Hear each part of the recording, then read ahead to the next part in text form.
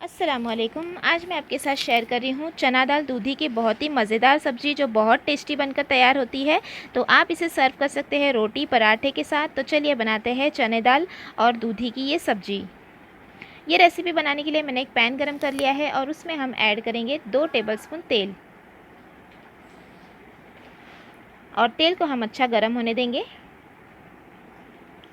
तेल गर्म होने के बाद हम इसमें ऐड करेंगे हाफ़ टी स्पून ज़ीरा। और ज़ीरा तड़कने के बाद हम इसमें ऐड करेंगे एक मीडियम साइज़ की प्याज कटी हुई। और प्याज को हम भून लेंगे लाइट गोल्डन कलर आने तक।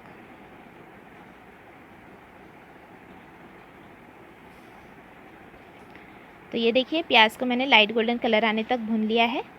अब हम इसमें ऐड करेंगे अदरक लहसुन का पेस्ट। तो हाफ़ टी स्पून हम इसमें ऐड करेंगे अदरक लहसुन का पेस्ट। और फिर से हम इसे आधे मिनट के लिए भून लेंगे ताकि अदरक लहसुन का भी कच्चापन ख़त्म हो जाए।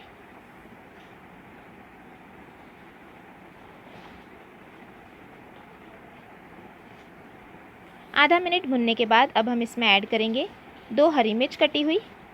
साथ में ऐड करेंगे एक मीडियम साइज़ का टमाटर बारीक कटा हुआ और 8 से 10 कड़ी पत्ता। और फिर से हम इसे आधे से 1 मिनट के लिए भूनेंगे।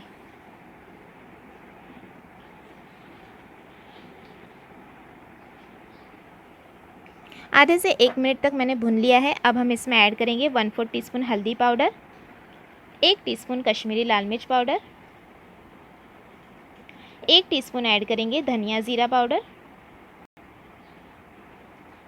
1/4 टीस्पून ऐड करेंगे गरम मसाला पाउडर। और अच्छी तरह से अब हम इसे मिक्स करेंगे। और मसाले को हमें यहाँ पर अच्छे से भून लेना है। तो यहाँ पर मैं थोड़ा सा पानी भी ऐड करूँगी। तो ये थोड़ा सा पानी हम ऐड कर रहे हैं इसलिए ताकि मसाले नीचे लगे ना और अच्छी तरह से मसाले भी भून जाए और प्याज और टमाटर भी थोड़े सॉफ्ट हो जाए। तो मिक्स करने के बाद मैं लो फ्लेम पर इसे पकने दूँगी 2 से 3 मिनट के लिए, तेल छूटने तक। तो ये देखिए तेल छूटने लगा है। तो अब हम इसे आधे मिनट के लिए भून लेंगे हाई फ्लेम पर ताकि अच्छी तरह से मसाला भुन जाए। देखिए प्याज टमाटर भी सॉफ्ट हो गए हैं। अब हम इसमें ऐड करेंगे 100 ग्राम चने की दाल। चने की दाल को मैंने आधे घंटे पहले से ही पानी में भिगो कर रखा हुआ था। तो वो चना दाल हम इसमें डाल देंगे और 1 से 1.5 मिनट के लिए फिर से मसाले के साथ भून लेंगे।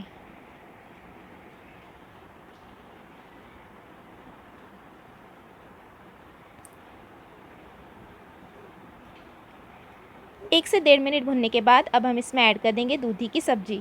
तो यहाँ पर देखिए दूधी को मैंने इस तरह से छोटे टुकड़ों में कट कर लिया है। ये एक मीडियम साइज़ की दूधी ली है मैंने टोटल। तो ये दूधी की सब्ज़ी हमने ऐड कर दी।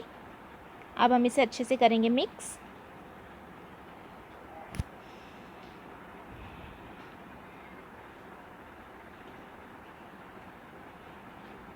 यहाँ पर मैं नमक भी ऐड कर रही हूँ स्वाद अनुसार।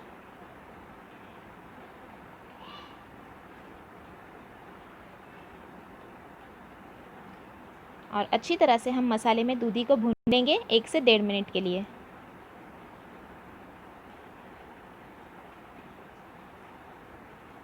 तो ये देखिए 1 से 1.5 मिनट तक मैंने दूधी को अच्छी तरह से हाई फ्लेम पर भुना है।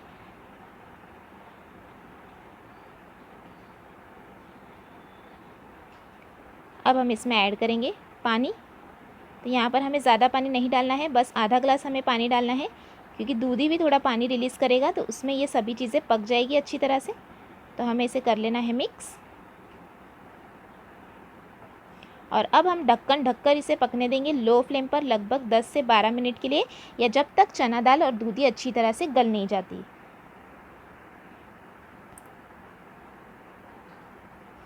तो ये देखिए 12 से 15 मिनट तक मैंने पकने दिया था लो फ्लेम पर। और अब चना दाल और दूधी जो है वो अच्छी तरह से गल गई है। तो यहाँ पर जब तक आपकी चना दाल दूधी गले ना तब तक आप इसे लो फ्लेम पर रहने दें। बीच बीच में आप चेक ज़रूर कर लें ताकि नीचे लगे ना सब्ज़ी।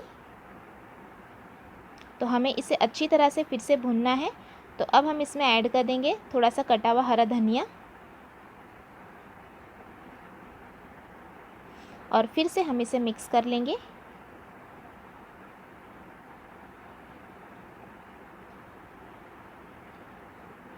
तो हमने मिक्स कर लिया।